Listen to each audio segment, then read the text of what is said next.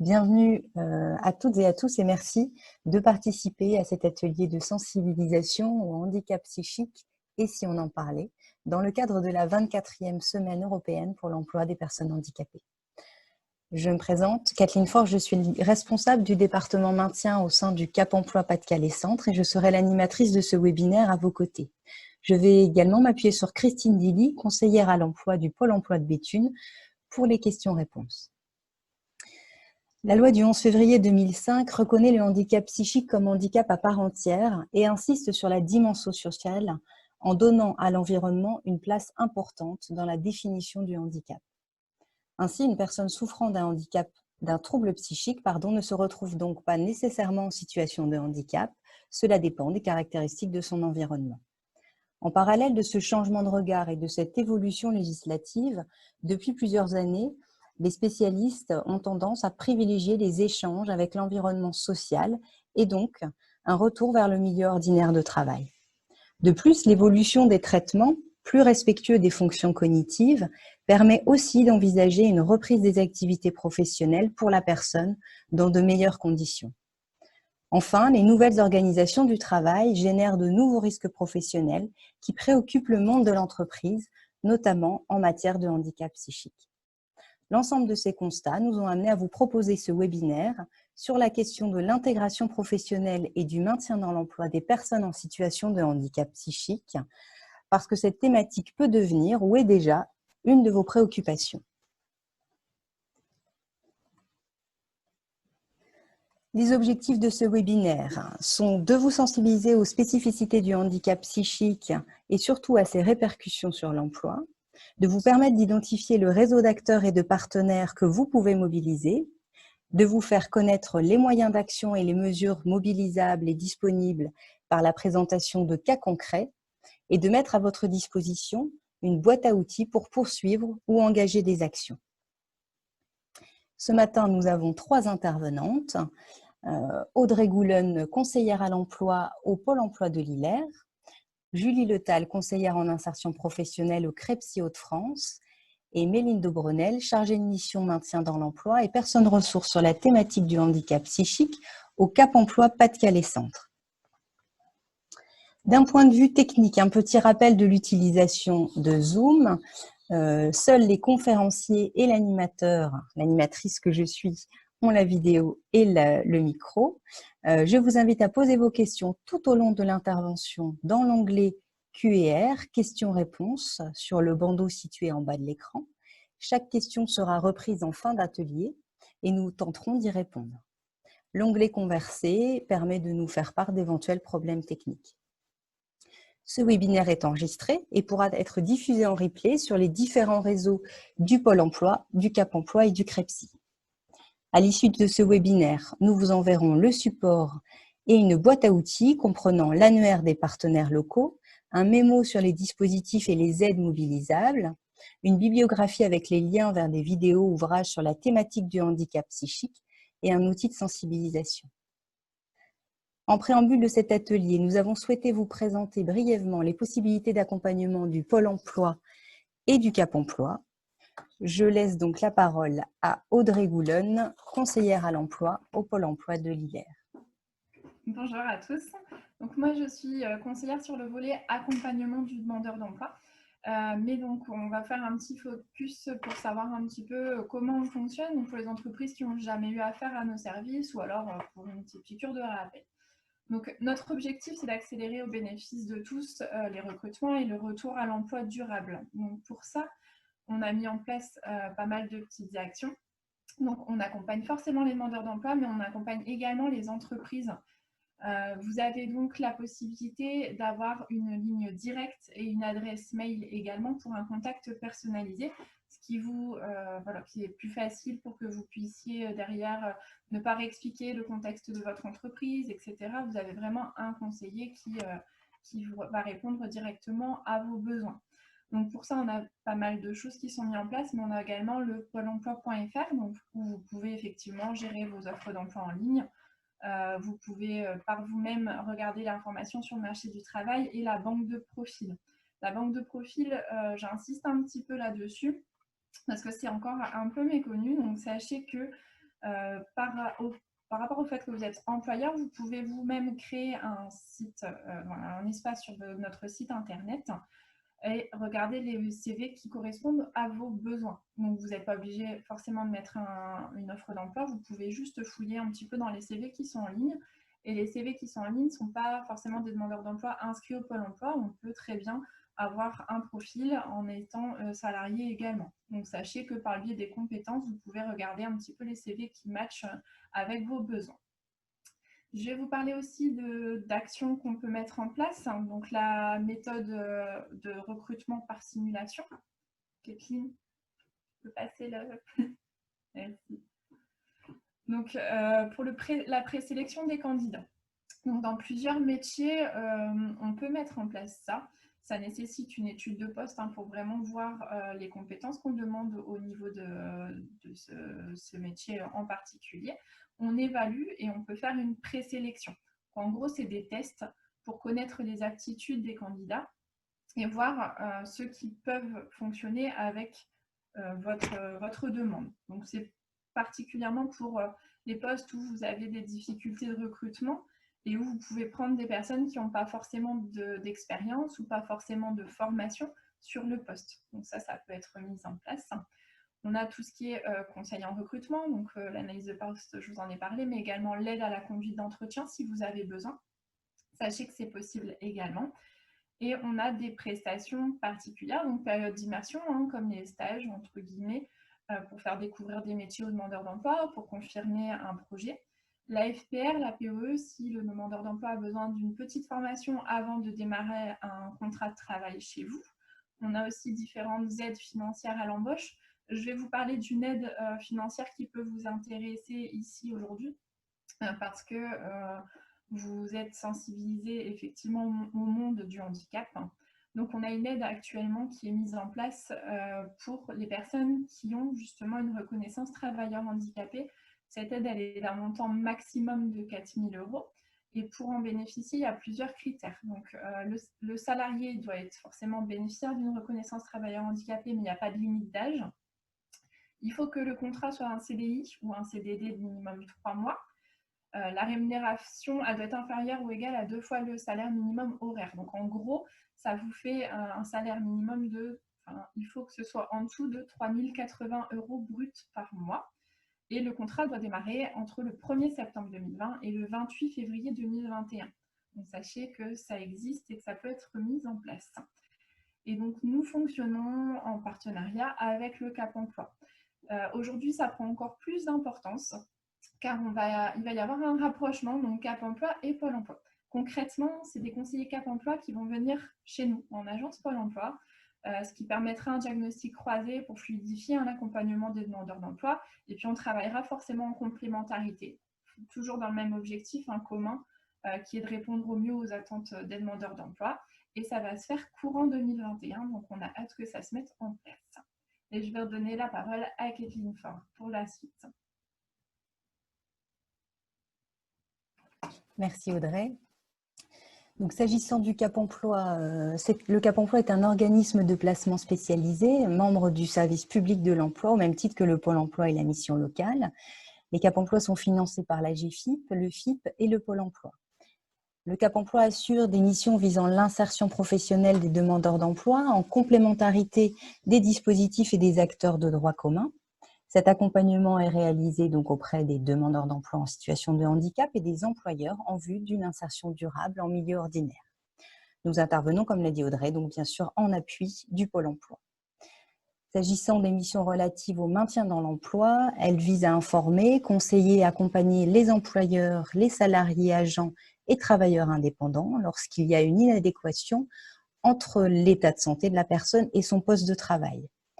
En qualité d'opérateur du conseil en évolution professionnelle, nous pouvons également accompagner la personne et l'employeur dans le cadre de la reconversion ou de la transition professionnelle, qu'elle soit subie ou choisie. Après ce préambule, nous allons démarrer l'atelier de sensibilisation. Je vais donc laisser la main et la parole à Julie Letal et Méline Dobrenel. Bonjour, donc Julie Letel, je suis conseillère en insertion professionnelle au CREPSI Hauts-de-France. Alors rapidement, le CREPSI, donc c'est un centre ressources sur le handicap psychique dans les Hauts-de-France. Nous intervenons sur les 5 départements des Hauts-de-France. Un centre assez récent puisque nous sommes ouverts depuis 2014. Nous sommes un établissement médico-social qui est financé par l'ARS avec une équipe pluriprofessionnelle. Un centre qui est ouvert à tous, c'est-à-dire personnes en situation de handicap psychique, entourage, famille, professionnels, entreprise, etc., etc., sans forcément avoir de critères d'accès.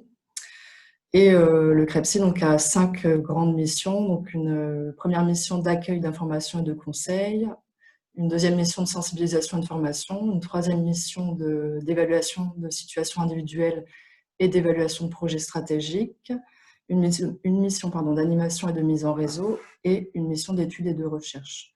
Donc, toutes les informations que je vous donne là sont déclinées sur notre site internet et vous pouvez aller regarder pour plus de précision. Alors, le handicap psychique, de quoi parle-t-on? Donc, tout d'abord, je tenais à remettre quand même quelques chiffres de l'OMS. Donc, c'est quand même la première cause de handicap en 2020 dans le monde.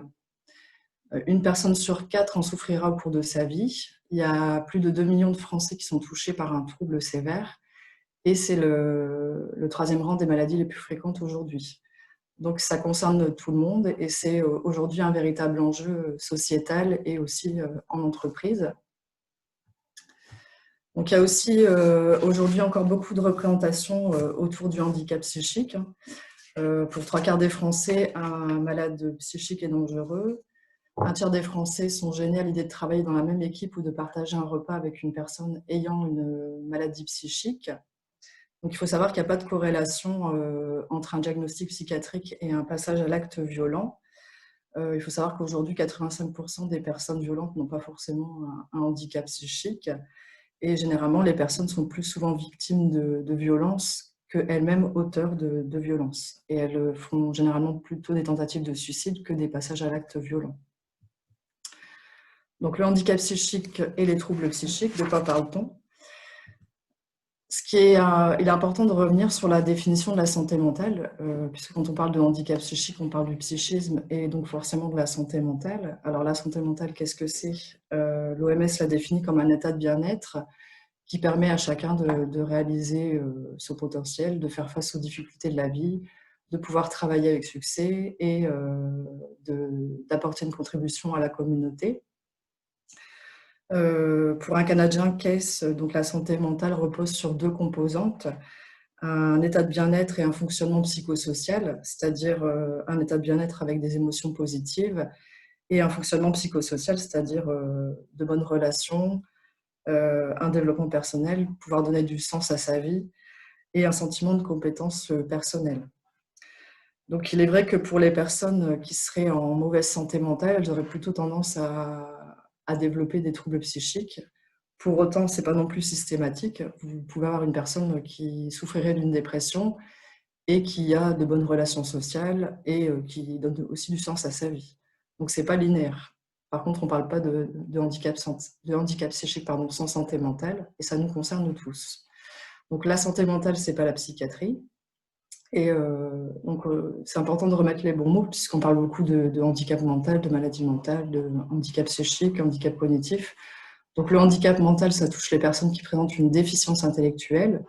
Le handicap cognitif, ça touche les personnes qui présentent un dysfonctionnement neuropsychologique.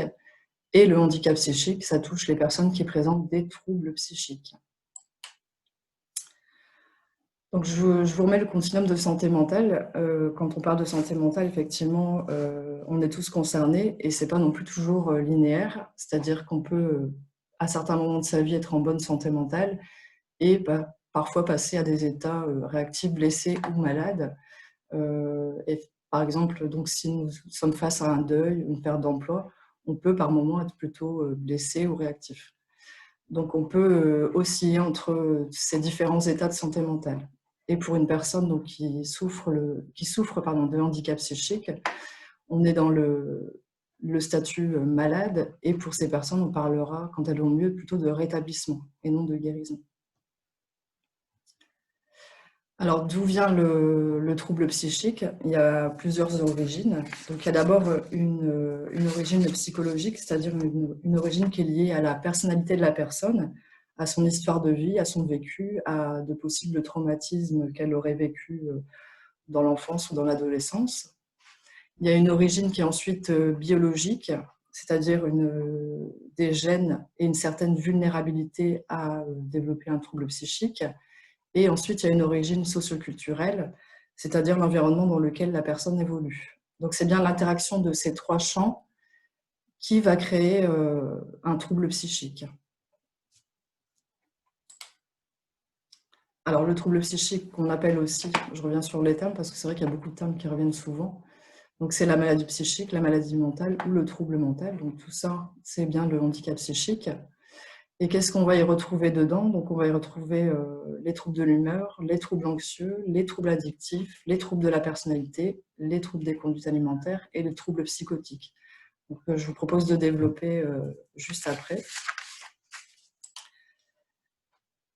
Alors, quand on parle de handicap psychique, le handicap psychique, c'est bien la conséquence d'un trouble psychique. Donc, le handicap, c'est la rencontre du trouble avec une situation à vivre pour la personne. Je m'explique. Une personne qui a un trouble psychique n'est pas toujours en situation de handicap. Par contre, sur certains moments de sa vie, elle peut l'être, notamment au travail ou dans sa vie personnelle. Je vous donne un exemple. Une personne qui a un travail, qui pour se rendre à son travail prend le train. Et dans la gare, elle entend des voix persécutantes qui la menacent. Donc là, la personne va se trouver en situation de handicap pour se rendre sur son lieu de travail.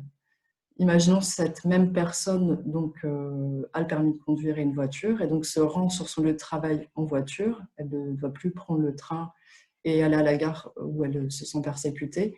Donc là, la personne ne sera plus en situation de handicap. Donc on peut avoir un trouble psychique et pour autant ne pas être toujours en situation de handicap.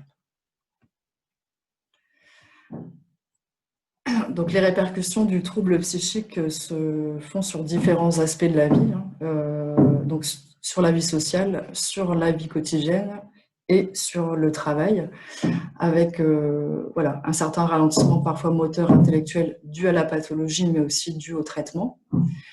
Les personnes sont aussi plus fatigables et parfois plus maladroites. Il y a souvent des difficultés de compréhension, de concentration et de mémorisation, c'est-à-dire des troubles cognitifs associés. Ça reste aussi un handicap invisible, donc parfois une sous-estimation aussi des difficultés chez les personnes.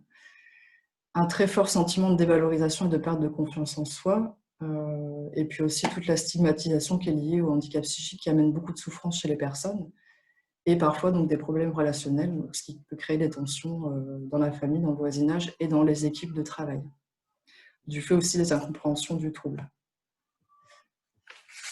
C'est important aussi de revenir sur la différence avec le handicap mental, puisqu'il y a parfois beaucoup d'amalgame entre le handicap psychique et le handicap mental. Donc, il faut savoir que pour le handicap mental, on parlera de déficience intellectuelle, donc il y a une altération des capacités intellectuelles. Pour le handicap psychique, les capacités intellectuelles sont préservées. Par contre, effectivement, la personne pourra avoir des troubles cognitifs associés qui sont parfois temporaires et parfois permanents, donc des troubles de l'attention, de la mémoire, des repères spatio-temporels. Pour le handicap mental, les soins sont marginaux. Pour le handicap psychique, on parlera de soins au long cours, très présents et généralement tout au long de la vie. Tout à l'heure, je parlais de rétablissement. Alors effectivement, les personnes peuvent se rétablir. Pour autant, elles bénéficient généralement d'un traitement à vie et d'un suivi psychiatrique à vie plus ou moins présent. Pour le handicap mental, les incapacités sont peu variables, donc effectivement, on peut mettre en place des solutions durables, notamment dans le cadre du travail. Pour le handicap psychique, la difficulté, c'est la variabilité des troubles qui sont souvent imprévisibles et évolutifs, d'où l'accompagnement qui se fait, comme je dirais, dans la dentelle, c'est-à-dire qu'il faut sans cesse remettre en question et sans cesse trouver de nouvelles solutions. Pour le handicap mental, donc, la perception est souvent visible et le handicap psychique, donc souvent invisible, d'où la sous-estimation parfois des difficultés. Effectivement, lorsque vous donnez une consigne à une personne, elle vous dit qu'elle a compris, mais finalement, elle n'a pas forcément compris, vous ne l'avez pas forcément perçu.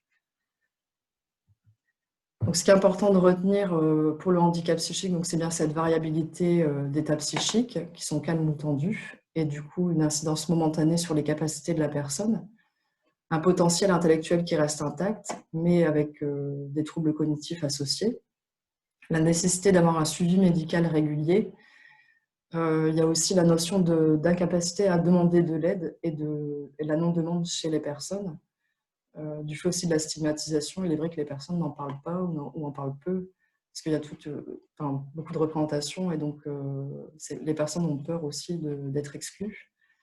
Et donc, du coup, la stigmatisation liée à la méconnaissance, à la crainte qu'inspire le handicap psychique.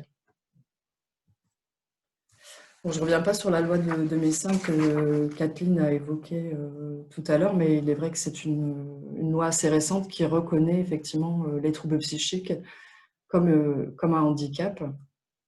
Alors, à savoir que tous les troubles psychiques ne sont pas invalidants, hein, que toutes les personnes, effectivement, ne sont pas en situation de handicap et le seront peut-être jamais, puisqu'elles ont réussi à compenser, elles ont une bonne santé mentale et n'ont pas forcément besoin de compenser leurs troubles.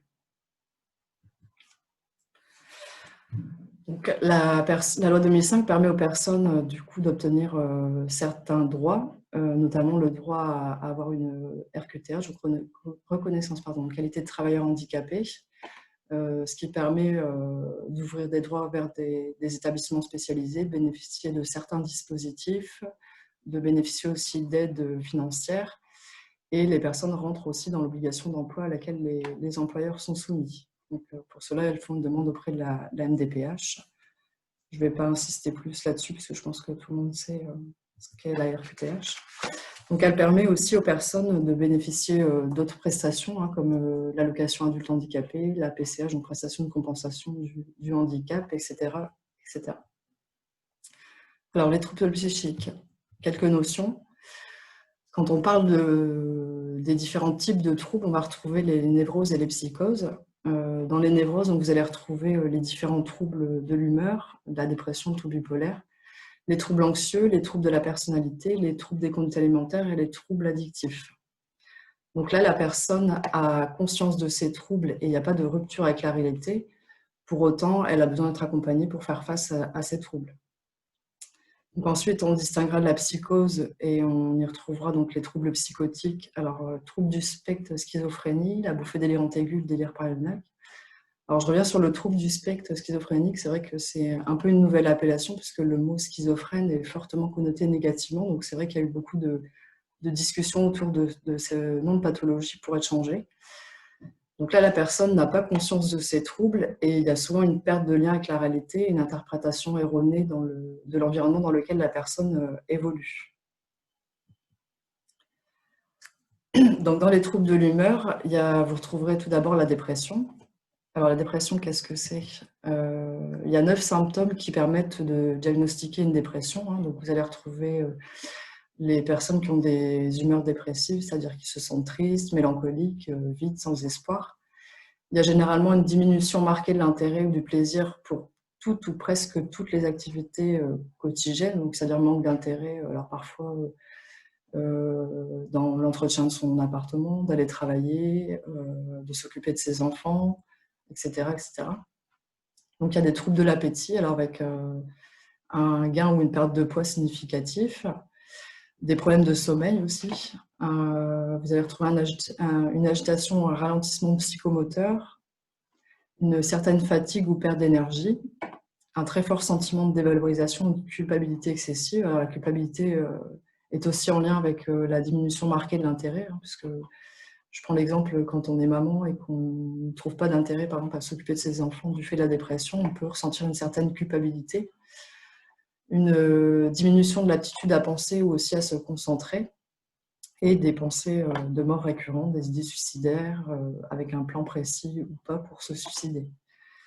Donc là, pour qu'on puisse parler de dépression, il faut qu'il y ait au moins 5 de ces symptômes qui soient présents depuis au moins 2 semaines, toute la journée ou presque tous les jours.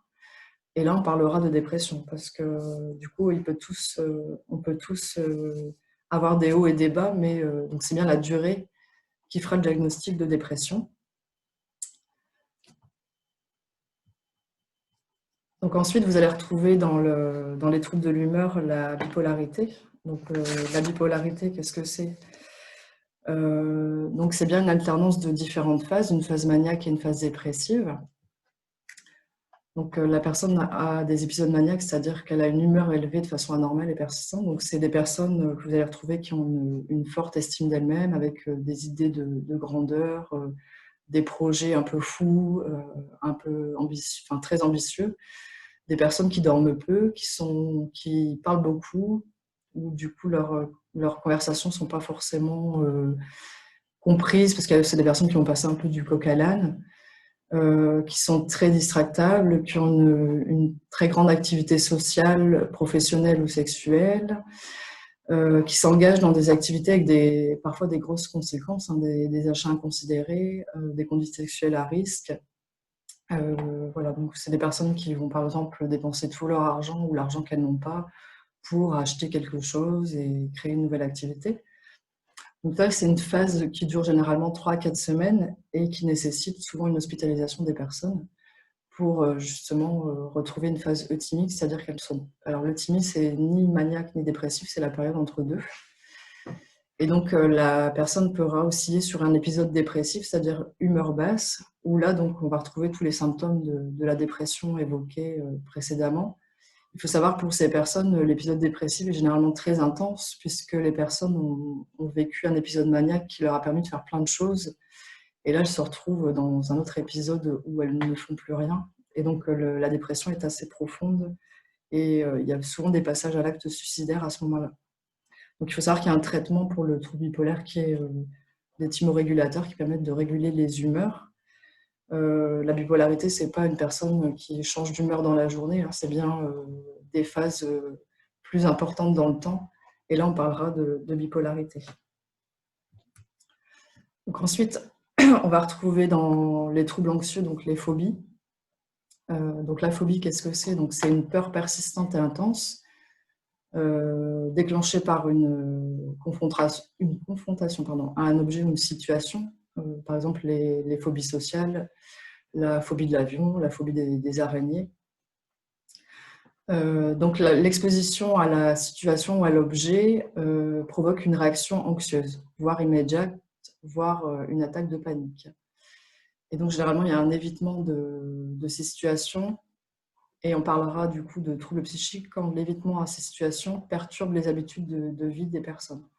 Je prends l'exemple des phobies sociales. Généralement, les personnes qui souffrent de phobies sociales, par exemple, évitent de sortir, et donc ça a une répercussion notamment sur la vie professionnelle, puisque les personnes ne sortent pas, s'isolent, et donc ont des difficultés à trouver un emploi ou à prendre les transports en commun, par exemple. Donc là, on parlera de troubles psychiques.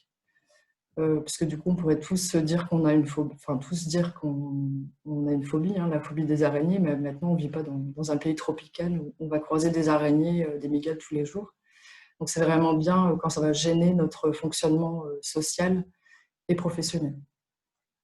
On retrouvera ensuite dans les troubles anxieux les TOC, les troubles obsessionnels compulsifs. Donc c'est une maladie anxieuse avec des obsessions et des compulsions, c'est-à-dire des pensées très envahissantes et répétitives qui entraînent des gestes ou des pensées aussi répétitives qu'on se sent obligé d'accomplir. Par exemple, les personnes qui ont une crainte de se salir, qui sont obligées de se laver les mains je ne sais combien de fois par jour.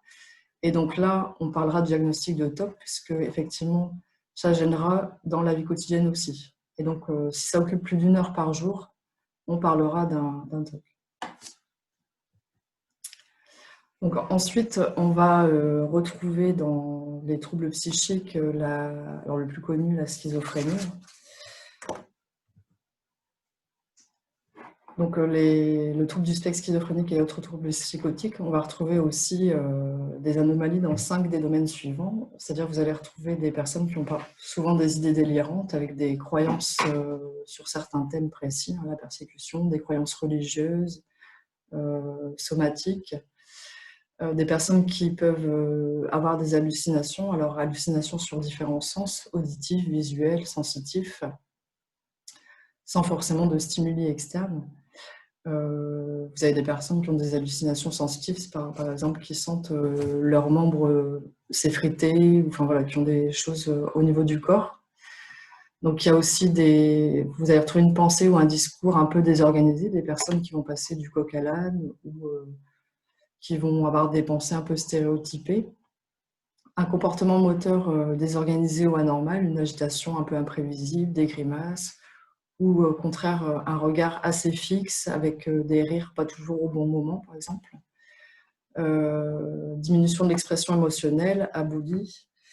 Donc effectivement, vous allez aussi avoir face à vous parfois des personnes assez froides, où on a l'impression qu'elles ressentent aucune émotion, ou en tout cas il n'y a aucune émotion qui transparaît. Donc tout ça, ça représente effectivement des symptômes du trouble du spectre schizophrénique et des autres troubles psychotiques. Donc là, les personnes n'ont pas conscience de leurs troubles et n'ont pas conscience effectivement des hallucinations qu'elles peuvent avoir. Pour info, la schizophrénie en grec, ça veut dire fracture de l'esprit. Alors dans le cadre du handicap psychique, on va retrouver différents acteurs clés qui peuvent graviter autour de la personne. Donc les acteurs du soin, les acteurs du travail, de l'hébergement et de la vie sociale. Voilà, donc je ne vais pas refaire le détail de tous les acteurs que vous pouvez retrouver, mais en tout cas, il peut y avoir parfois un grand nombre d'acteurs qui gravitent autour de la personne. Donc il faut savoir que pour les personnes qui ont un trouble psychique, généralement, elles sont accompagnées elles ont un suivi psychiatrique. Donc il y a des secteurs de psychiatrie adulte aujourd'hui qui existent. Donc selon votre lieu d'habitation, vous dépendez d'un certain secteur de psychiatrie. Vous pouvez également aussi consulter un psychiatre en libéral. Donc voilà. Donc il faut savoir que la psychiatrie a aujourd'hui quand même bien évolué. Aujourd'hui, on parle plutôt de psychiatrie ouverte à l'extérieur, c'est-à-dire qu'il y a de moins en moins d'hospitalisation et de plus en plus de psychiatrie en ville. Par contre, les territoires ne sont pas tous égaux par rapport à certains services de la psychiatrie. Donc, vivre avec un trouble psychique, c'est pouvoir bénéficier de certains soins. Il faut savoir que la personne reste actrice quand même de sa prise en charge et donc voilà, elle peut choisir aussi ce qui lui semble le plus adapté à sa pathologie et à ce qu'elle souhaite. Donc, le premier intervenant, généralement, ça reste le médecin traitant. Et ensuite, donc, la personne peut bénéficier de différents soins qui sont voilà, psychiatres et psychologues libéraux. Il y a les urgences psychiatriques en cas de crise, les hospitalisations, hôpital de jour, CMP, donc centre médico-psychologique, les CATTP, centres d'accueil thérapeutique à temps partiel. Elle peut bénéficier d'appartements thérapeutiques, de post-cure et de services infirmiers de visite à domicile. Donc je ne vais pas m'attarder sur ça.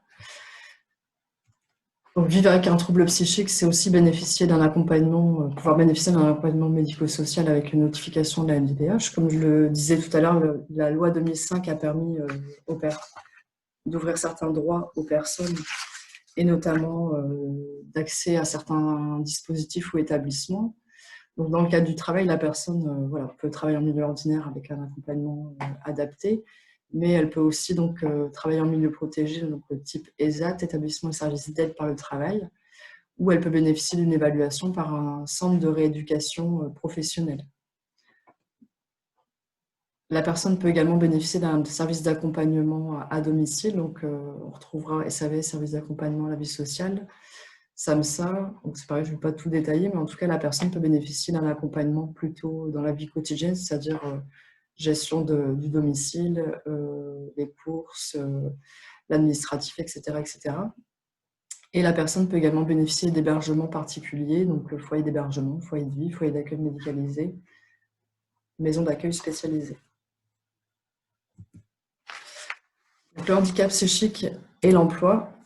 Alors, il y a aussi beaucoup de clichés et de représentations dans le monde du travail. Hein. Donc, le premier, c'est les personnes souffrant de troubles psychiques sont incapables de travailler. Donc, Kathleen le disait aussi tout à l'heure, hein, l'amélioration des traitements et de la qualité de vie des personnes permet aujourd'hui à un grand nombre de personnes de pouvoir travailler et l'accompagnement aussi qui peut être proposé aux personnes et aux entreprises. Donc, les troubles psychiques génèrent de la violence, c'est risqué en milieu de travail. Donc, comme je le disais tout à l'heure, il n'y a pas de corrélation entre un diagnostic psychiatrique et un passage à l'acte violent. Généralement, quand les personnes ne vont pas bien, elles ont plutôt tendance à se mettre en arrêt de travail et à s'isoler.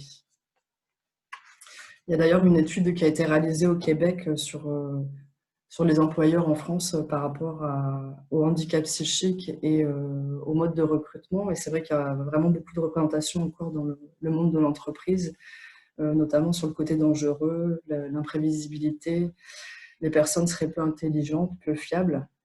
Voilà. Donc il y a vraiment un souhait de changer le regard sur ce type de handicap, puisque du coup les chiffres nous montrent que forcément c'est un enjeu de société, d'entreprise, et qu'il y a forcément des personnes en situation de handicap psychique en entreprise, alors reconnues ou pas. Aujourd'hui, c'est la première cause d'invalidité et c'est la deuxième cause d'arrêt de travail. Il faut savoir qu'en Europe, il y a 20% de la population qui souffre de troubles psychiques, mais plus de 60% sont en emploi. Donc, effectivement, une personne sur 4 est concernée, donc il y a forcément des personnes qui sont concernées dans le champ de l'entreprise. Donc, dans un cadre professionnel, la personne peut bénéficier de différents parcours possibles. Donc, la personne peut donc, ne pas demander une RQTH et du coup avoir un parcours ordinaire, c'est-à-dire Pôle emploi, insertion professionnelle, milieu ordinaire. Par contre, la personne peut souhaiter faire valoir ses situations de handicap et de demander une RQTH avec un dossier MDPH et une orientation professionnelle. Donc, elle pourra demander une orientation en milieu protégé avec une orientation vers un ESAT, un établissement de services d'aide par le travail spécifique handicap psychique, ou un ESAT tout handicap. Donc là, elle pourra bénéficier d'un accompagnement social et professionnel. L'idée est de pouvoir ensuite accéder à un emploi en milieu ordinaire de travail. La personne peut demander une évaluation dans un CRP, c'est-à-dire que la personne ne sait pas trop aujourd'hui, du fait de la pathologie, ce qu'elle peut encore faire ou ne pas faire, et demander du coup à évaluer ses compétences professionnelles et ses capacités par le biais d'un CRP. Vous avez notamment à Lille le CLRP, le Centre lillois de réadaptation professionnelle, qui a un dispositif qui s'appelle DIPSY et qui permet une évaluation du handicap psychique et des capacités professionnelles. Et la personne donc, peut également souhaiter travailler en milieu ordinaire et pour cela être accompagnée donc, par le Pôle emploi, le Cap emploi, la mission locale et ou par le dispositif emploi accompagné. Alors je présente rapidement le dispositif emploi accompagné puisque c'est effectivement un dispositif assez récent sur la région. Donc c'est un dispositif qui existe en France depuis, alors c'est aussi assez récent, hein, il s'est décliné au national depuis 2018 avec des places dans les différentes régions. Donc le dispositif emploi accompagné, c'est un dispositif qui accompagne à la fois les personnes en situation de handicap et les employeurs. Et c'est un accompagnement qui est vraiment au long cours, c'est-à-dire qu'il ne s'arrête entre guillemets jamais. La personne sera accompagnée vers une insertion professionnelle et sur un maintien dans l'emploi tout au long de sa carrière professionnelle. Donc ça permet, en cas de situation complexe ou de difficulté à un moment donné, de faire appel au dispositif emploi accompagné pour mettre en place de nouvelles compensations si on a besoin. Donc c'est à la fois rassurant pour les personnes et aussi pour les employeurs, puisque tout à l'heure on parlait de la variabilité de la maladie. Donc effectivement, quand les troubles se manifestent un peu plus, l'emploi accompagné permettra du coup d'agir tout de suite avec l'employeur et la personne pour mettre en place de nouvelles solutions de compensation. Donc sur le Pas-de-Calais, il y a deux conseillers emploi accompagné, un plutôt sur le littoral et un autre sur l'Artois. Et donc il y a un numéro unique que vous pouvez contacter. Donc soit en tant qu'employeur, vous pouvez les contacter directement, ou les personnes peuvent aussi les contacter, ou le Pôle emploi, Cap emploi, mission locale peuvent aussi orienter les personnes. Donc tout ça, ça permet d'accéder à un emploi en milieu ordinaire avec différentes prestations qui s'offrent aussi à vous, que Méline développera plus précisément après. Et donc, pendant l'emploi en milieu ordinaire, la personne donc, peut bénéficier d'un accompagnement de maintien dans l'emploi, peut aussi rencontrer la médecine du travail en cas de besoin, et peut aussi bénéficier de prestations un peu plus spécifiques. Donc, dans un cadre professionnel, ce qui est important de retenir est l'accompagnement professionnel, c'est d'abord de ne pas résumer. Ah, par contre, ça a changé.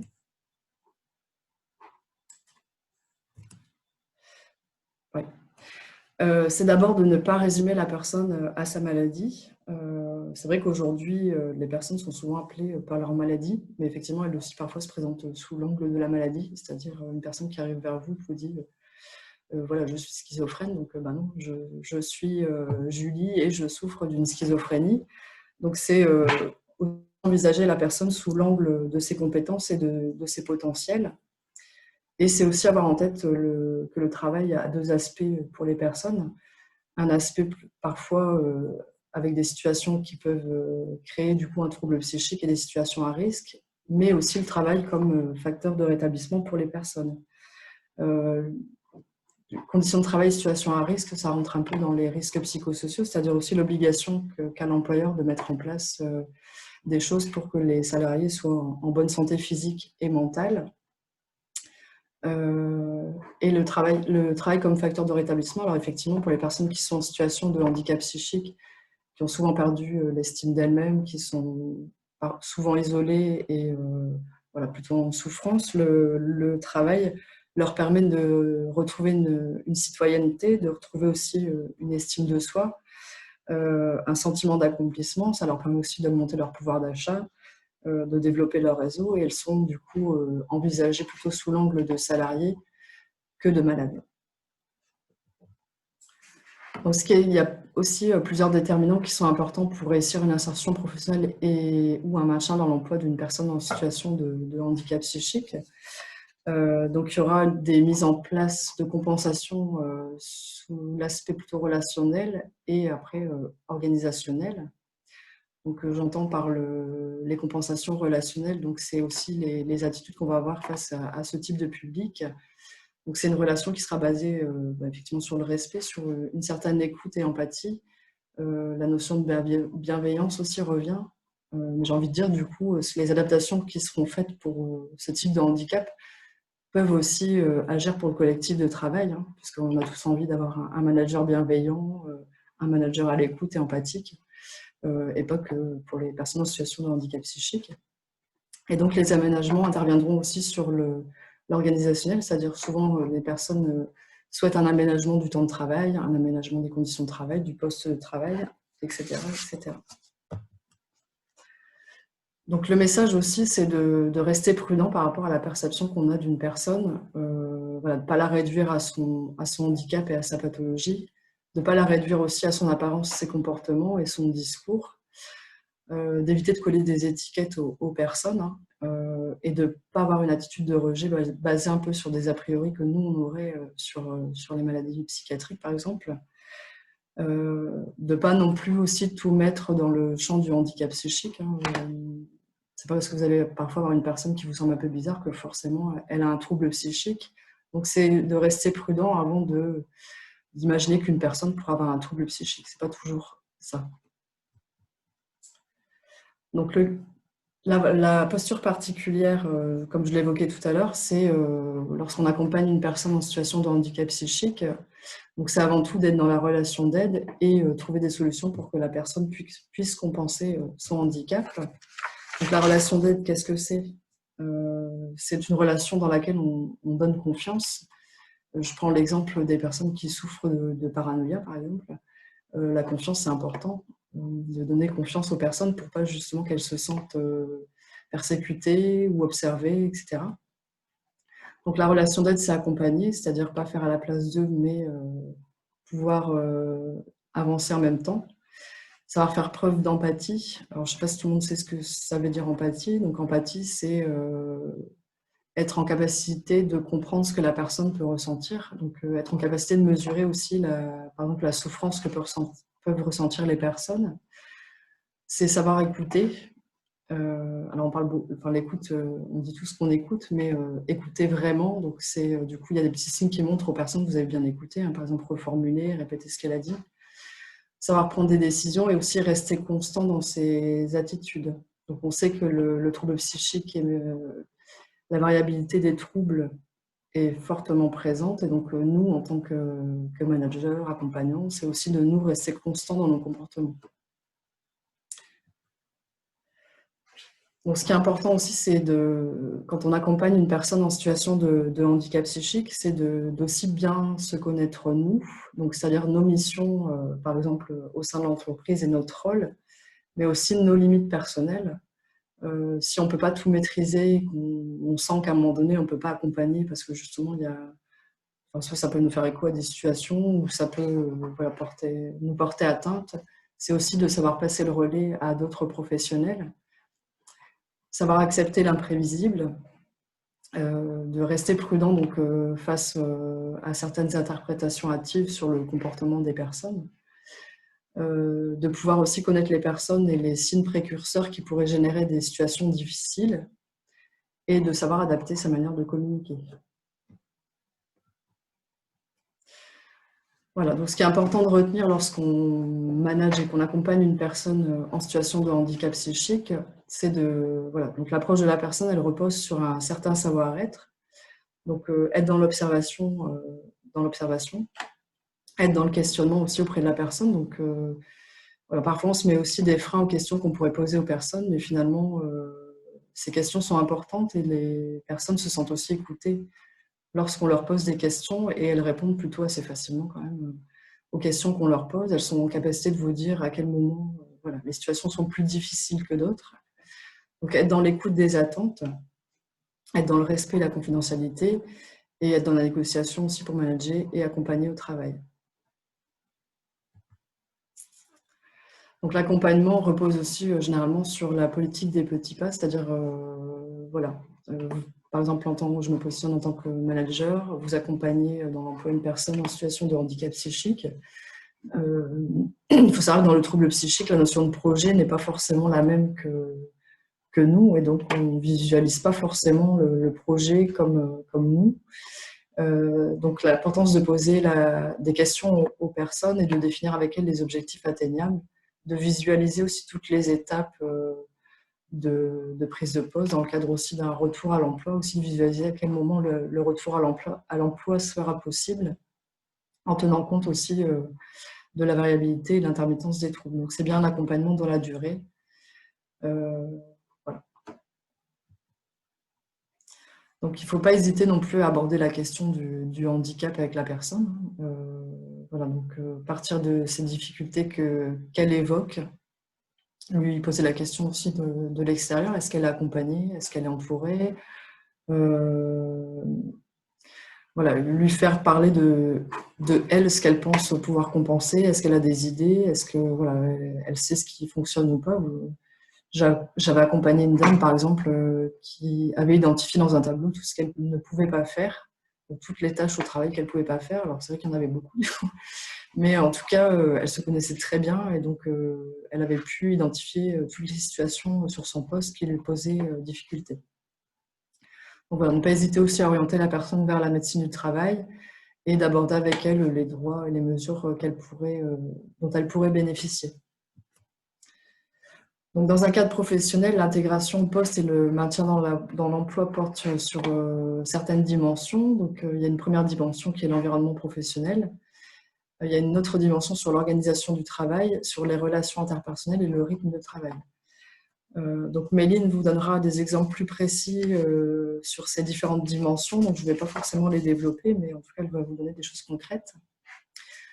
Donc, ce qui est important de retenir, en tout cas, il y a 4 points de vigilance à garder en tête. Donc, ça, c'est un document qui a été fait par le groupe de travail Insertion Pro ou CREPSI, donc, qui a été fait vraiment en collaboration avec des partenaires et des employeurs. Donc, le premier point, c'est de bien connaître la personne, de connaître son environnement, de connaître ses compétences et ses potentialités. Je reviens sur la notion de frein. C'est vrai qu'on utilise beaucoup les freins à l'emploi, mais je préfère parler du coup de potentialité et de talent. La personne a au-delà de la maladie, elle a des talents et des potentialités à mettre en œuvre. Par exemple, pour les personnes qui souffrent de bipolarité, une fois qu'elles sont stabilisées dans leur pathologie, ce sont des personnes qui sont plutôt très créatives, qui s'impliquent beaucoup dans le travail et qui ont une très forte sensibilité. Donc l'importance de choisir aussi un poste adapté et donc pouvoir proposer des postes adaptés, que ce soit en termes d'environnement, est-ce que c'est plutôt un open space, un bureau tout seul, lumineux, pas lumineux, est-ce que c'est dans une grande équipe, petite équipe, etc. Aider aussi le manager, l'encadrant, la personne qui va accueillir, donc par le biais de sensibilisation, de formation, pouvoir en parler, prévoir des temps peut-être d'échange dans l'équipe sur des situations qui auraient pu poser problème et pouvoir mettre en place un accompagnement au long cours avec l'aide des partenaires. Donc, ne pas hésiter effectivement à travailler avec des partenaires extérieurs. Enfin, c'est même essentiel d'être accompagné. Donc, si vous souhaitez aller plus loin, vous pouvez aller sur le site du CREPSI, donc avec toutes les missions que je vous ai développées dans le détail. Je reste également disponible s'il y a besoin d'approfondir ou si vous avez des questions plus précises ou des situations sur lesquelles vous souhaitez qu'on intervienne plus tard. Je vous remercie de votre attention et puis du coup, je laisse la parole à Méline pour compléter mes propos. Merci Julie. Donc Méline Doranel, je suis chargée de mission et personne ressource sur le thème du handicap psychique au sein du Cap Emploi Pas-de-Calais.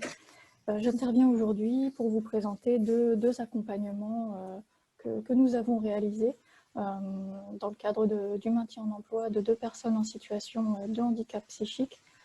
Le but de ces accompagnements, c'était d'apporter des clés d'information, des conseils, être en appui aussi des acteurs de la démarche pour identifier les situations qui pouvaient être contraignantes ou les situations à éviter pour les personnes, identifier également ce qui allait bien et trouver ensemble, en coaction avec l'ensemble des acteurs, des solutions, des stratégies de compensation pour favoriser soit l'insertion, soit le maintien en emploi, ou l'insertion et le maintien en emploi de la personne. Donc pour ce faire, nous intervenons... je prends la main. Nous intervenons en lien avec l'ensemble des acteurs de la démarche, donc le bénéficiaire lui-même, puisqu'il est principal concerné, mais également son employeur, donc que ce soit son manager, son collectif de travail, le service RH, la référente handicap de l'entreprise, par exemple. Nous intégrons également dans la démarche le médecin du travail ou de prévention pour avoir ses recommandations, son avis médical au regard de la situation de santé de la personne. Dans le cadre d'un accompagnement sur le handicap pour une personne en situation de handicap psychique, nous sollicitons également régulièrement les centres médico-psychologiques ou le psychologue ou le psychiatre de la personne qui peut être en appui et qui peut lui-même aussi interagir. Il arrive parfois également que nous travaillons avec l'assistante sociale ou un service de tutelle ou curatelle qui souhaite être présent au rendez-vous. Et nous pouvons effectivement, comme l'a indiqué Julie, solliciter nos partenaires ou nos prestataires pour avoir faire appel à différents dispositifs ou aides particulières, dont l'un des principaux qui est la prestation d'appui spécifique. Donc c'est un dispositif qui peut être sollicité à chaque moment du parcours professionnel de la personne pour faire un petit bilan de sa situation de santé, pour l'aider à créer ou à valider un projet professionnel, mais aussi pour l'accompagner, pour éviter des tensions ou des situations de conflit en entreprise, en l'aidant justement à identifier des situations qui pourraient poser souci, que ce soit à elle ou à son collectif de travail ou à sa hiérarchie, et à trouver ensemble des solutions, des stratégies de compensation. Donc ces prestations, elles sont réalisées par des spécialistes qui sont experts de chaque type de handicap et elles peuvent vraiment intervenir à différents moments du parcours professionnel. Les autres dispositifs, on vous en a soit déjà parlé, soit on va en parler dans les exemples que je vais présenter, mais je vous invite aussi à aller voir le référentiel qui sera dans notre boîte à outils pour aller avoir un petit peu plus d'éléments sur chacun des dispositifs. Donc aujourd'hui, je vais vous parler de 2 situations, celle de Madame B, qui est agent d'entretien, et celle de Monsieur C, qui est conducteur de machine en usine. Donc j'ai volontairement choisi ces 2 accompagnements parce que ce sont 2 accompagnements dans lesquels les acteurs se sont impliqués et 2 accompagnements aussi qui permettent d'illustrer des situations et des outils bien distincts. Première situation, donc la situation de Madame B. Madame B qui est venue vers nous l'an dernier pour se faire accompagner dans le cadre d'une nouvelle intégration dans un nouvel établissement. Madame B, elle est agent d'entretien au sein d'un lycée et elle nous explique qu'elle se sent persécutée lorsqu'elle se retrouve face à une foule, donc elle a l'impression qu'on parle d'elle, qu'on se moque d'elle, qu'on la juge, qu'on l'insulte. Donc c'est une exposition à une foule statique, donc une foule, c'est à peu près 150 personnes pour Madame B, une foule qui est face à elle et qui la regarde, peut être anxiogène et entraîner des difficultés pour Madame B. Elle nous explique également avoir des angoisses et être très, très anxieuse lorsqu'elle n'a pas de réponse par rapport à ces questions, qu'on ne peut pas lui apporter de réponse ou lui permettre de se projeter dans l'organisation de son activité, que ce soit professionnelle ou personnelle. Cela peut être source vraiment d'anxiété et la mettre en difficulté.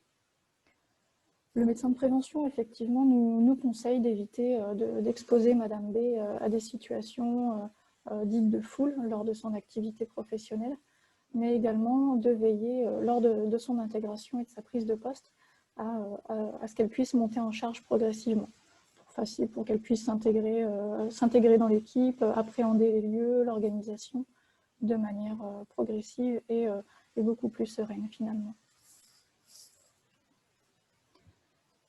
Alors, à ce moment-là, nous réalisons différents échanges téléphoniques, que ce soit avec Madame B directement et les autres acteurs. Et nous comprenons qu'il y a eu un incident dans l'ancien établissement scolaire où était affectée Madame B. Incident qui a été difficile à surmonter pour Madame B. Hop, ma diapositive a bougé toute seule.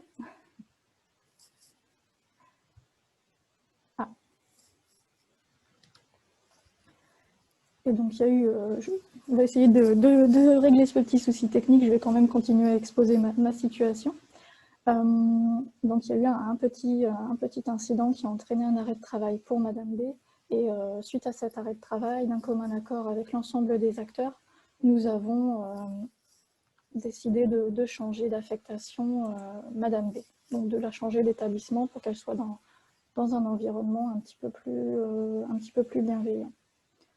Donc, grâce à ça, nous avons pu avancer sur certains sujets et nous avons pu réaliser des rencontres individuelles, alors que ce soit avec Madame B au début de l'accompagnement pour lui expliquer la démarche, désamorcer des situations qui pourraient être anxiogènes pour elle. Mais nous avons également des rendez-vous réguliers, individuels avec Madame B, ainsi que des rencontres collectives régulières sur le lieu de travail, donc dans le nouvel établissement, faire le point sur la situation, avoir l'avis de l'ensemble des acteurs sur les actions qui pourraient être mises en place, qui le sont déjà, avoir un retour sur leur efficacité ou sur les difficultés qui pourraient être rencontrées pour réajuster un petit peu selon les besoins.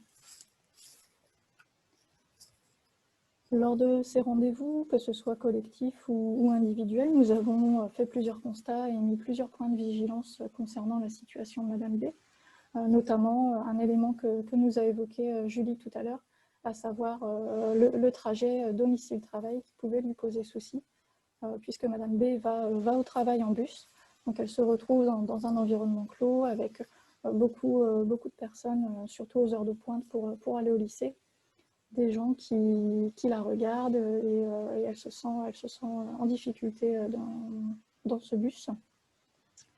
Et nous évoquons aussi l'ancien établissement pour avoir une idée des situations qui pouvaient avoir été anxiogènes ou qui seraient à éviter. Et Madame B nous évoque la situation, l'activité qu'elle devait réaliser à la cantine, où elle devait circuler au milieu du réfectoire avec un chariot pour débarrasser les plateaux. Donc là, elle se retrouvait en situation anxiogène puisqu'elle était au milieu des lycéens assis à table. Et c'est plutôt une situation à éviter pour elle, finalement. Dans cet ancien établissement, on constate également que Madame était polyvalente, donc elle remplaçait parfois certaines collègues à droite à gauche. Et le fait de ne pas pouvoir se projeter, de ne pas savoir où elle sera dans une heure, pouvait être difficile pour elle puisqu'elle n'arrivait pas à organiser son activité, elle appréhendait un petit peu. Et Elle n'arrivait pas non plus à éviter les situations de foule, par exemple en passant dans le hall aux heures de cantine ou aux heures d'entrée ou de sortie du lycée, où il y avait beaucoup de mouvements. Un autre point qui est anxiogène pour Madame B, c'est le fait d'être en lettre de mission. L'idée d'être en lettre de mission est anxiogène pour elle, dans le sens où ces lettres de mission sont des lettres de 3 mois. Donc elle se demande où elle sera dans 3 mois. Est-ce qu'elle sera toujours là? Est-ce qu'elle sera dans un autre établissement? Est-ce qu'elle va perdre son emploi? Comment ça va s'organiser? En sachant que malheureusement, à l'heure actuelle, l'employeur n'a pas d'autre marge de manœuvre, puisque Madame était affectée à un autre établissement, dans lequel on préfère ne pas la remettre au regard de sa situation de santé. Toutefois, le temps qu'un poste se libère ou soit créé dans un autre établissement et où on pourrait affecter Madame B, la lettre de mission reste la seule possibilité pour lui permettre de travailler ailleurs. Donc après tout, on pourrait se dire que c'est plutôt sain de s'inquiéter en voyant arriver la fin de son contrat ou de sa lettre de mission et se demander où on sera dans une semaine, 15 jours, un mois. Ce qui pourrait être plus problématique, c'est la manière dont ça se traduit pour Madame B, qui va passer beaucoup d'appels, qui va essayer d'interpeller différents interlocuteurs qui pourraient lui répondre ou qui ne pourraient pas lui répondre d'ailleurs, mais jusqu'à avoir une réponse. Et le fait que son interlocuteur ne lui réponde pas ou lui apporte une réponse plutôt approximative en lui disant par exemple pour l'instant je ne sais pas, je saurai bientôt ou peut-être la semaine prochaine, c'est d'autant plus angoissant pour Madame B qui du coup va rappeler assez régulièrement et va envoyer des mails également. Donc tout ça, ça peut créer un sentiment d'agacement et de harcèlement pour ces interlocuteurs qui vont se sentir un petit peu submergés par ces nombreux modes de contact finalement. Ce qui pourrait porter préjudice à Madame B également. Sur le plan personnel, Julie l'a également évoqué tout à l'heure, on retrouve chez Madame B une facilité, une aisance à évoquer aussi sa pathologie. Il lui arrive régulièrement de se présenter en disant « Bonjour, je m'appelle Méline, je suis schizophrène ». Mais avec les idées reçues et les perceptions des gens, ça aussi, ça pourrait lui porter préjudice puisque ça peut créer des tensions, de l'inquiétude au sein notamment par exemple de sa nouvelle équipe. Donc, lors de nos rendez-vous individuels et collectifs, nous avons mis en place plusieurs petites stratégies. Donc, par exemple, dans le bus, une stratégie que Madame B a trouvée toute seule, c'est de mettre des écouteurs avec de la musique. Comme ça, elle a sa musique, elle se rassure, elle arrive à faire abstraction des gens et à ne pas se sentir observée, jugée, moquée. Tandis qu'au sein de l'établissement, du nouvel établissement, on a pu identifier des escaliers, des couloirs, des ascenseurs qui seraient peu fréquentés, que Madame peut emprunter sans crainte de croiser un groupe trop important d'élèves ou un groupe statique. Au niveau de son environnement de travail et des tâches confiées, Madame, elle réalise désormais l'entretien d'un secteur précis. Donc elle sait où démarre son secteur, elle sait où il s'arrête. Elle arrive à se projeter dans son organisation. Et elle gère également la plonge à la cantine. Donc elle n'est plus au milieu du réfectoire, mais à l'arrière du self où elle gère la machine. Les élèves déposent leur plateau sur le tapis, elle dit bonjour et ça s'arrête là. Ils s'en vont, donc l'anxiété est atténuée puisque la foule n'est pas statique. Et de manière générale, quand c'est possible, on recommande à l'établissement ou à la personne de confier l'intervention ou l'entretien des lieux qui pourraient être plus calmes. Par exemple, un internat où à partir de 8h30, les élèves sont en cours, donc on sait que c'est un environnement calme qui pourrait bien convenir pour Madame B. Au niveau de l'activité, de l'organisation, du temps de travail, Madame B, elle a repris en temps partiel thérapeutique au début, ce qui lui a permis de monter en charge progressivement, comme le recommandait le médecin du travail, mais aussi de s'appréhender un petit peu mieux les lieux, l'équipe, l'organisation de sa nouvelle activité de manière un peu plus sereine. Comme je l'ai dit, elle a un secteur attitré, donc elle arrive beaucoup mieux à se projeter. Et des points hebdomadaires avec son responsable sont également mis en place. Alors de mémoire, le vendredi après-midi, par exemple, pas tous les jours, mais 1 heure de temps en temps le vendredi, pour répondre à ces éventuelles questions, ces interrogations concernant l'activité. Et ça peut être aussi l'occasion pour son responsable d'échanger avec elle sur les situations qui auraient pu être délicates pour lui également ou qui auraient pu être difficiles à appréhender pour lui. L'idée étant qu'ils trouvent ensemble ou qu'ils nous sollicitent en appui pour trouver des solutions de compensation. Pour limiter le sentiment de harcèlement que ces autres interlocuteurs pourraient ressentir, nous avons développé actuellement une stratégie avec Madame B, donc qui est actuellement testée avec moi-même et avec notre secrétariat, qui est de lui donner une date ou une heure précise à partir de laquelle on pourrait la rappeler. Ce qui lui permettrait de savoir que, par exemple, à partir de 14 h, elle aura une réponse, mais ça ne sert à rien d'appeler le matin. Ou si je lui dis je vous rappelle le 20 novembre, on est le 15 novembre, elle ne va pas me rappeler, elle sait qu'elle aura une réponse dans 5 jours. C'est quelque chose que nous avons développé ensemble, que nous testons actuellement et qui sera peut-être, si ça fonctionne bien et si Madame B est d'accord, développé avec les autres interlocuteurs de la démarche finalement. Pour Madame B, nous avons aussi identifié une personne ressource, en la personne de la référente handicap qui s'est proposée pour être personne ressource de Madame B, c'est-à-dire que Madame B peut la contacter en cas de question, en cas d'interrogation, et la référente handicap fait relais auprès des autres interlocuteurs qui pourraient répondre à la question de Madame B, ce qui permet de passer que par un interlocuteur. Néanmoins, ça peut être assez sollicitant et on peut vite être submergé par beaucoup de questions. Donc nous recommandons généralement de mettre en place plutôt un réseau de personnes ressources qu'on peut représenter par exemple sous forme de tableau, qui permet à la personne, qui permet par exemple à Madame B, d'avoir une trace écrite des personnes auxquelles elle peut s'adresser selon ses besoins. Par exemple, monsieur le médecin du travail, je peux l'appeler pour avoir son avis médical, échanger sur mon suivi, sur des pistes de solutions. En revanche, je peux le contacter soit par visite, lors des visites périodiques, soit plutôt le mardi par mail. Ce qui évite aussi d'adresser différentes questions à différents interlocuteurs qui pourraient ne pas pouvoir répondre, et aussi d'avoir un temps précis à partir duquel, un moment précis à partir duquel je peux contacter telle personne et par telle modalité.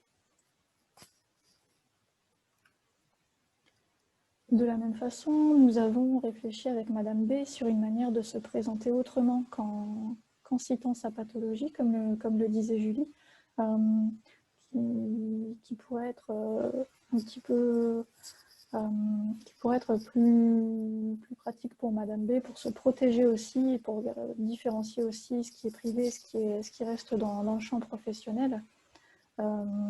Et par exemple, plutôt que de dire « bonjour, je suis schizophrène », nous pourrions essayer de dire « bonjour, je m'appelle Méline, j'habite ici, j'ai tel âge, voici mes besoins et aussi les situations que je sais devoir éviter finalement », ce qui lui permet tout de même d'indiquer ses besoins et les points de vigilance que nous devons avoir sans aller jusqu'à citer sa problématique de santé pour éviter les idées reçues et les préjudices que ça pourrait lui apporter.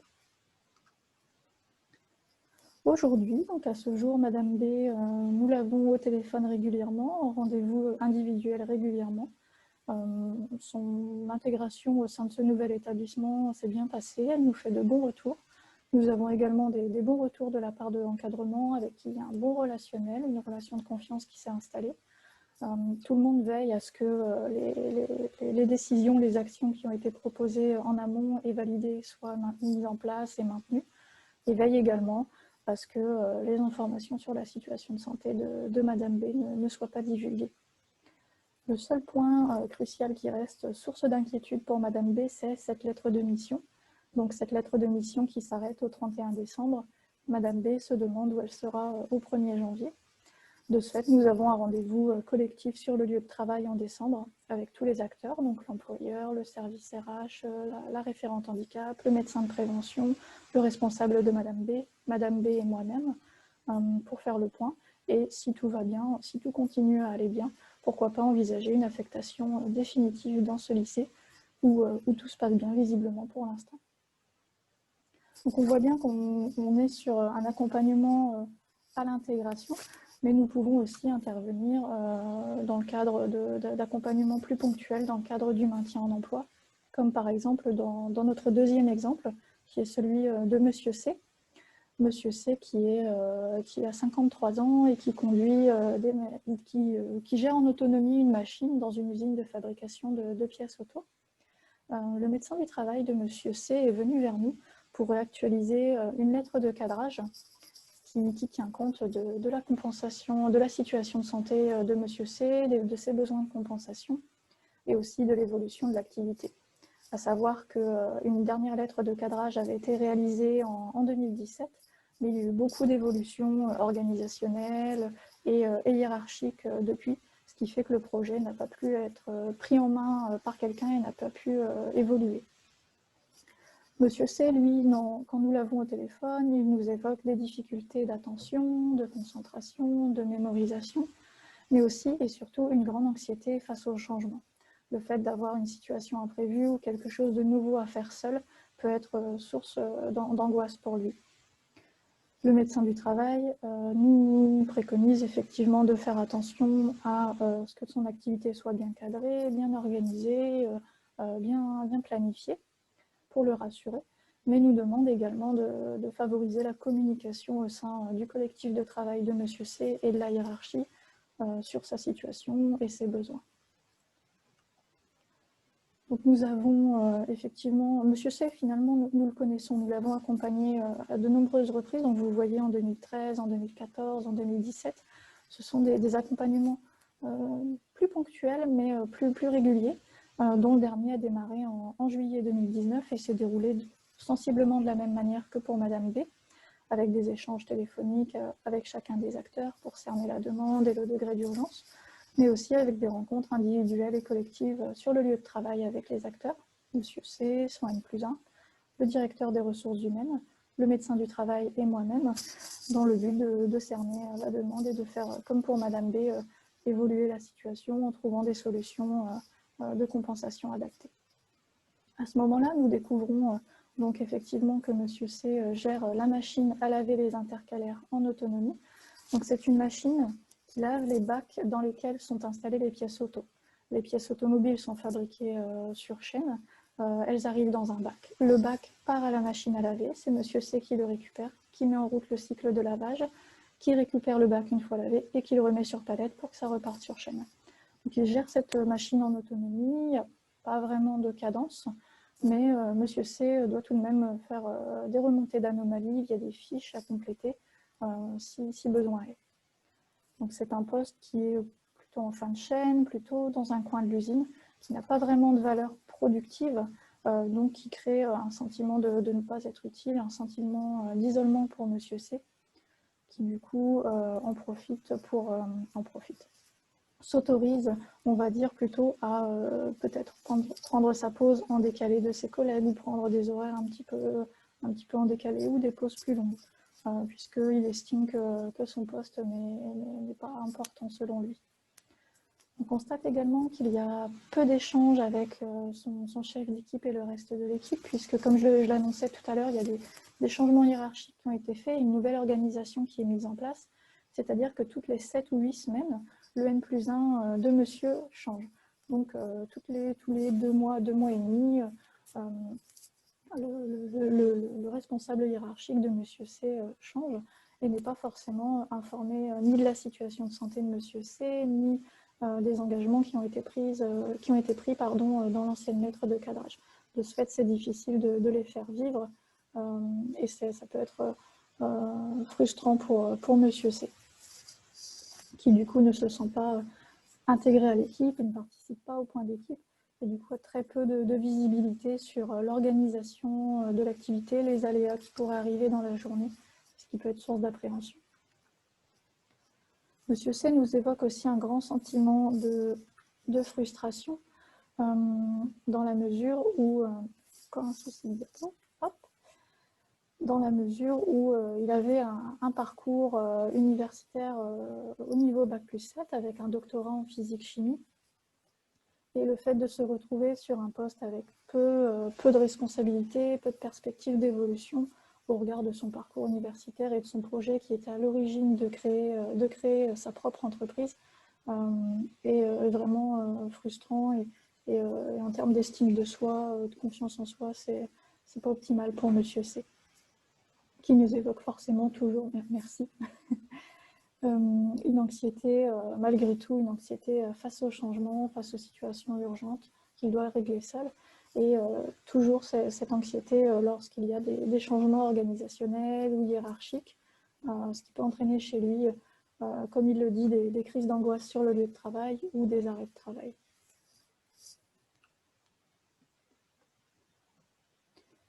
Lors de nos rendez-vous individuels et collectifs pour la situation de Monsieur C, nous avons échangé sur la nécessité d'intégrer Monsieur C dans l'activité de l'équipe pour valoriser pour limiter son sentiment d'isolement et puis aussi pour diminuer ses craintes de l'imprévu. À savoir que désormais le N+1, lorsqu'il fait un tour de la chaîne, passe aussi au poste de Monsieur C pour prendre la température, voir si tout va bien, et en profiter pour échanger sur l'activité et consulter les fiches remontées d'anomalies de la machine. Monsieur C va participer aussi au point d'équipe, que ce soit en début ou en fin de poste, mais avoir accès aux transmissions d'informations et aux informations sur l'activité. Savoir par exemple si tel ou tel collègue est en arrêt, ce qui expliquerait peut-être moins d'activité aujourd'hui ou au contraire plus de cadence pour Monsieur C. L'idée de tout ça, c'est vraiment de faciliter sa compréhension, de limiter son anxiété face à l'imprévu, et puis aussi créer une cohésion d'équipe et une communication au sein de l'équipe finalement.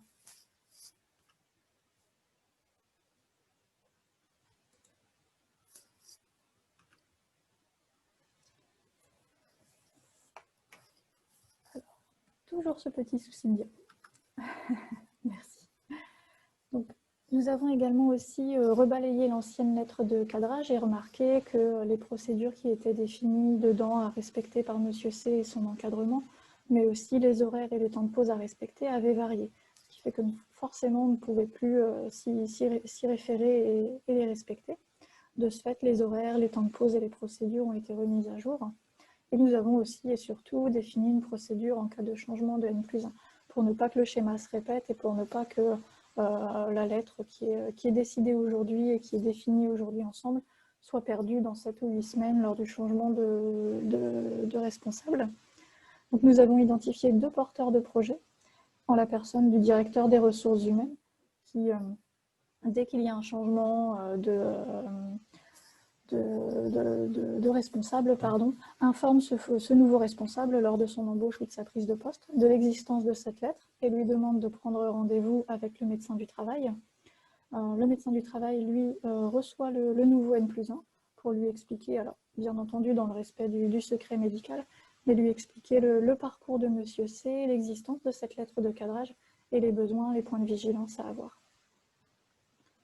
De la même manière, a été définie la mise en place de points hebdomadaires entre Monsieur C et son N+1 pour faire le point, encore une fois, sur les situations qui auraient pu être anxiogènes pour Monsieur C ou qui auraient pu être incomprises pour son N+1. Le N+1 changeant régulièrement, il a été aussi convenu de laisser une trace écrite dans un cahier de ce qui pouvait être abordé et décidé comme solution. Nous sommes partis sur un cahier pour éviter que ce soit une trace informatisée qu'on pourrait envoyer ou trouver sur le serveur. En revanche, le cahier, il est stocké sous clé dans le service RH et c'est la responsabilité du N+1 d'aller le chercher lorsqu'il fait les points avec Monsieur C. L'avantage d'une trace écrite, c'est qu'en cas de changement de N+1, le nouveau N+1 a un historique de ce qui a été fait et de ce qui a été convenu. D'autre part, on a également, lors de ces rendez-vous, évoqué la création d'un groupe de travail pour travailler sur des fiches techniques, des fiches de procédure pour les machines de l'atelier. Et on s'est dit que ce serait un bon projet dans lequel on pourrait intégrer Monsieur C au regard de ses capacités et de ses compétences, afin de valoriser aussi son travail et de favoriser le travail d'équipe. D'autant plus que c'est un projet qui n'a pas d'urgence, donc pour lequel il n'y aurait pas de pression émise sur Monsieur C. Et enfin, dernier point, mais pas des moindres, le terme du document a été changé. Lettre de cadrage, ça nous semblait être un terme plutôt péjoratif, renvoyant beaucoup à des sanctions, à ce qui ne va pas. Donc nous l'avons plutôt appelé désormais contrat de confiance. C'est un document d'ailleurs qui est signé désormais par Monsieur C et chaque N+1 lors de la prise de poste, pour s'engager à respecter mutuellement et à faire vivre les engagements qui sont pris dans ce document. Oh, diapositive d'avant, merci. Aujourd'hui, Monsieur C, il est toujours en poste. Nous avons eu de ses nouvelles il y a environ un mois. Il est toujours en poste, ça se passe bien. Les fiches techniques et le groupe de travail sont en cours de réalisation, ont pris un peu de retard au regard du contexte sanitaire. En revanche, les points hebdomadaires ne sont pas forcément réalisés, dans la mesure où le N+1 passe au poste de Monsieur C maintenant, au moins une fois par jour. C'est l'occasion déjà, lors de ce passage, d'évoquer les éventuelles contraintes ou les éventuelles questions.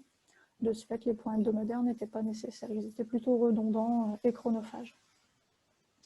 En revanche, Monsieur C, il participe toujours aux réunions d'équipe, que ce soit en début ou en fin de poste, ce qui lui permet d'avoir un meilleur visuel sur l'activité. Toutefois, il nous évoque toujours ressentir un sentiment de frustration au regard, encore une fois, de son parcours de formation, de ses projets initiaux, mais ne se sent pas capable de démarrer une démarche de reconversion ou de conseil en évolution professionnelle au regard de sa situation de santé et de son âge. De ce fait, il essaye de trouver actuellement un épanouissement, une passion qui lui permettrait de se sentir plus utile, de se sentir valorisé. Il hésite encore entre du bénévolat ou créer un potager solidaire, quelque chose de ce type. Vous voyez qu'on a vraiment deux situations qui sont finalement différentes, mais dans lesquelles on retrouve deux grands axes de réflexion dont nous a déjà parlé Julie, à savoir travailler sur le temps de travail, décaler peut-être les horaires ou travailler en temps partiel ou prévoir des pauses un petit peu plus régulières. On peut aussi travailler sur l'organisation du travail en travaillant sur la transmission de consignes, peut-être en privilégiant des consignes qui vont être simples, qui vont être transmettre une consigne à la fois, ne pas hésiter à l'écrire, ne pas hésiter à la répéter, adapter les objectifs effectivement pour la personne, ne pas hésiter à cadrer, à répéter, à expliquer les procédures pour que ce soit rassurant pour tout le monde. D'autant plus ne pas hésiter à échanger avec la personne, comme le disait Julie, sur les situations qui pourraient être anxiogènes pour elle, pour identifier des solutions de compensation ou d'organisation différentes. Permettre à la personne de travailler dans un environnement calme, idéalement d'avoir un environnement aussi ou un petit espace pour souffler, même si c'est que 2 minutes, un local technique, un bureau, une salle vide, pour souffler, redescendre un petit peu en pression. Privilégier des temps d'échange, comme on l'a vu notamment pour Madame B, avec le responsable ou la personne ressource, pour échanger sur les problèmes éventuels et les questions. Et ne pas hésiter lors de ces points ou lors des points collectifs à valoriser les aspects positifs, ne pas parler que de sanctions, ne pas citer que ce qui ne va pas, parce qu'il y a aussi des choses qui vont très bien. Ne pas hésiter à identifier un réseau de personnes ressources ou une personne selon la situation, selon comment se présente la situation. Ne pas hésiter à mettre en lien avec le secteur du médico-social en cas de besoin également. Sensibiliser le collectif de travail, donc que ce soit l'équipe, la hiérarchie, notamment à l'aide en sollicitant le CREPSI pour démystifier un petit peu le handicap et désamorcer les situations qui pourraient être anxiogènes pour l'ensemble des acteurs finalement. Ensemble des acteurs qu'il vaut mieux impliquer dès le début et tout au long de la démarche lors de chaque prise de décision. On peut également travailler sur des stratégies de compensation individualisées. On peut, par exemple, réaliser des stages ou des immersions pour tester un petit peu, pour appréhender le terrain et voir s'il est vraiment à l'image de ce qu'on s'en faisait avant de prendre un poste. Mais on peut aussi travailler avec la personne directement en développant des petites stratégies ou en réfléchissant sur des solutions. comme par exemple, on l'a vu avec Madame B, se présenter autrement qu'en citant sa pathologie, aider une personne, par exemple, à prendre une décision en s'aidant d'une balance décisionnelle, donc le petit schéma que vous voyez en bas à droite. Si j'hésite entre accepter telle situation, tel poste ou le refuser, mettre en place telle solution ou pas, oui ou non, pour ou contre, qu'est-ce qui pèse dans la balance, j'ai du mal à me décider. Là, je l'écris et c'est visuel et ça m'aide. Bien distinguer la sphère privée et la sphère professionnelle surtout. Donc, on voit que au travers de ces deux accompagnements, mais aussi au travers de ces grands axes de réflexion, que les aménagements sont majoritairement organisationnels dans le cadre d'un accompagnement pour compenser un handicap psychique. Il y a des aides financières qui peuvent être sollicitées pour financer une formation, travailler une reconversion, acheter du matériel spécifique si besoin, mais généralement ce sont plutôt des accompagnements pour être en appui de recherche de solutions organisationnelles ou relationnelles, donc des accompagnements qui durent un petit peu plus dans le temps.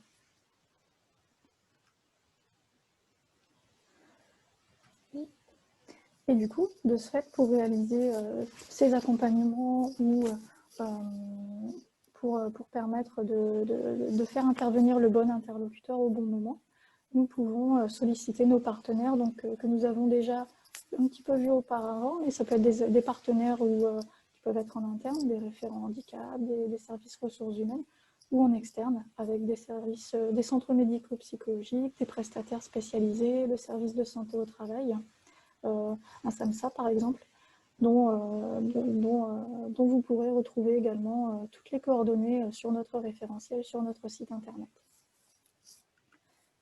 Et sur notre site, vous pourrez aussi retrouver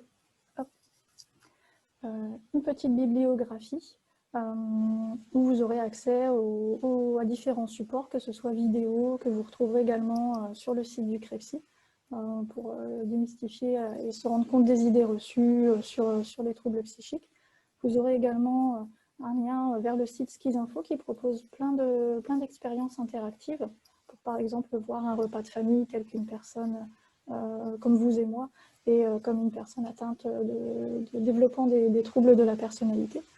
Et vous retrouverez aussi certains livres et certains films, il y en a plus sur le site internet, qui vont vous permettre d'appréhender finalement, de voir comment se développent, comment se manifestent les troubles psychiques, l'impact des traitements selon les époques, et aussi le rôle et l'importance de l'entourage, que ce soit professionnel ou personnel, dans ce contexte. Je vous remercie pour votre attention et puis je reste à disposition en cas de questions.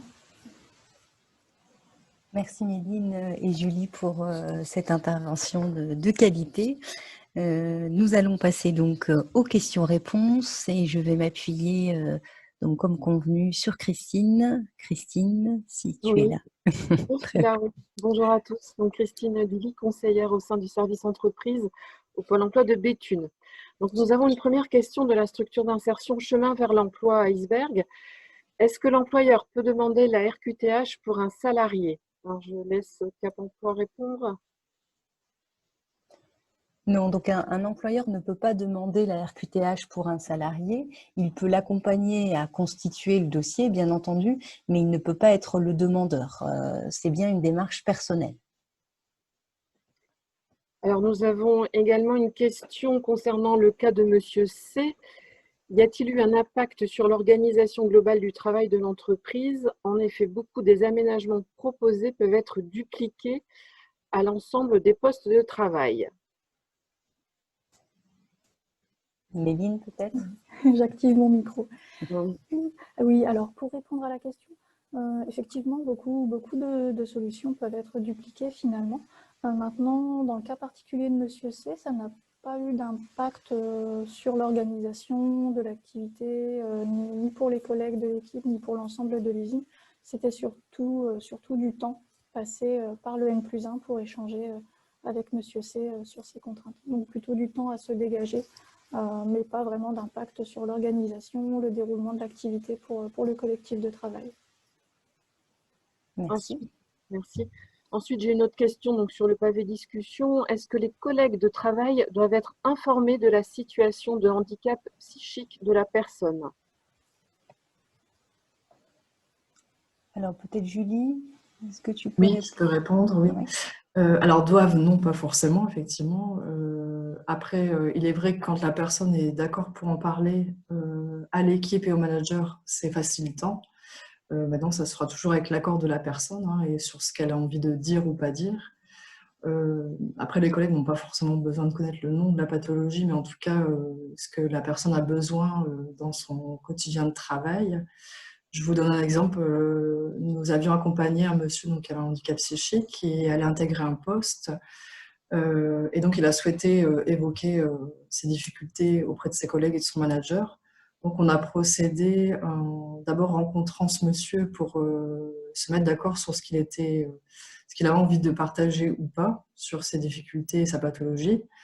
Et ensuite, on a sensibilisé le collectif de travail et les managers sur effectivement la situation de ce monsieur, sans que ce monsieur soit présent aussi pour permettre justement la libre parole des collègues sur les inquiétudes qu'ils pourraient avoir ou pas. Et c'est vrai que quand le collectif est sensibilisé sur la question du handicap en général et du handicap psychique, c'est quand même facilitant pour les personnes. Voilà. Merci. Alors, encore une question de Chemin vers l'emploi. Notre ACI accueille a priori plusieurs salariés en situation de handicap psychique. Cap Emploi et le CREPSI pourraient-ils nous accompagner pour nous aider dans la prise en charge de ces salariés? Alors, qui veut répondre? Je peux ou tu peux, peu importe. Du coup, déjà, ce serait peut-être effectivement de pouvoir se rencontrer, échanger sur les personnes que vous pourriez identifier en situation de handicap psychique, parce que du coup, la question c'est est-ce que ils vous l'ont dit, est-ce que du coup vous soupçonnez un possible handicap psychique, et donc ça, on pourrait déjà échanger sur ça. Et effectivement, donc le CREPSI pourrait apporter des préconisations dans l'accompagnement, mais c'est vous qui restez acteur de l'accompagnement. Et par rapport à Cap Emploi, du coup, je te laisse poursuivre, Catherine. Oui, donc nous, un petit peu la même démarche, hein. Effectivement, on peut envisager un accompagnement. Ça nécessite à minima, bien entendu, un échange, une rencontre, cibler vos besoins, les situations et l'envisager sans aucun souci, en complémentarité et en partenariat avec le CREPSI, oui. Alors, encore une question de Nicolas Calibre. Avez-vous des propositions d'accompagnement spécifiques pour des personnes en situation de handicap psychique qui ont en outre une dépendance à l'alcool ou autre toxicomanie? Julie, tu peux répondre? Alors, la dépendance fait partie effectivement des troubles psychiques au même titre que les autres troubles psychiques. Donc, il est vrai qu'il n'a pas forcément un accompagnement spécifique en termes de compensation au travail. Après, c'est amener la personne à pouvoir consulter quelqu'un à l'extérieur, donc passer par le biais du médecin du travail ou le médecin traitant, du coup, ce sera plutôt le médecin du travail, et que la personne soit prise en charge par un accompagnant spécifique type un XAPA. Ou, voilà. En XAPA, c'est des services d'accompagnement à la dictologie, mais sinon, il n'y a pas d'accompagnement plus spécifique pour ce type de problématique. Merci. Alors, pour l'instant, je n'ai pas d'autres questions. N'hésitez pas. Après, nous restons bien sûr à votre disposition, hein, il n'y a pas de souci. Une question d'un interlocuteur. Est-ce qu'il est utile que le psychologue de travail qui accompagne la personne en situation de handicap prenne contact avec le psychologue ou psychiatre qui suit la personne dans le privé? Je peux répondre si vous voulez. J'ai envie de dire, déjà, c'est le psychologue du travail effectivement qui va évaluer est-ce qu'il y a nécessité ou pas, est-ce que du coup le psychologue du travail est en difficulté, et dans ce cas-là, la prise de contact avec le psychologue extérieur, le psychiatre, permettra de trouver peut-être d'autres pistes de compensation ou d'action. Donc c'est vraiment selon la situation. Et puis ce que j'ai envie de dire par contre, c'est que ce qui est impératif, c'est de demander l'accord de la personne pour contacter le psychiatre ou la psychologue à l'extérieur.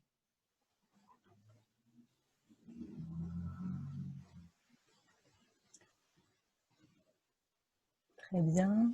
D'autres questions peut-être? Non, Pour l'instant, non.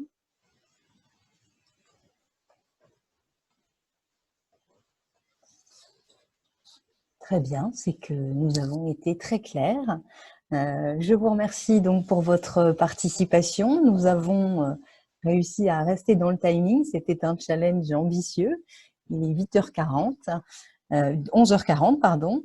Donc, je vous remercie pour votre participation. Je tiens également à remercier Audrey, Christine et Vincent du Pôle emploi, Méline Gauthier et Catherine du Cap Emploi et Julie Ducrepsy pour leur implication active dans ce projet de webinaire. Si vous souhaitez approfondir le sujet, nous vous invitons à vous rapprocher du CREPSI qui propose des sensibilisations sur des demi-journées, d'autres modules de formation et une base documentaire multi-support de grande qualité. Nous espérons effectivement que ce webinaire a répondu à vos attentes.